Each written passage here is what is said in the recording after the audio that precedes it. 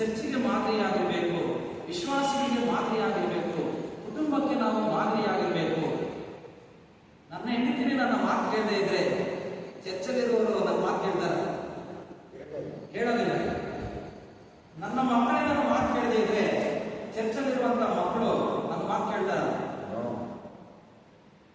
ಸಭೆಗೆ ಅಧ್ಯಕ್ಷನನ್ನಾಗಿ ದೇವರು ನಮ್ಮನ್ನು ಮಾಡಿದ್ದಾನೆ.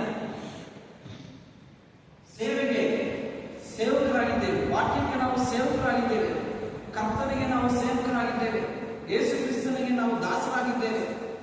ದಾಸರಾಗಿರುವಂತ ನಾವು, ಸೇವಕರಾಗಿರುವಂತ ನಾವು ಸ್ವಂತ ಮನೆಯನ್ನು ಚೆನ್ನಾಗಿ ಆಳುವವನಾಗಿರಬೇಕು.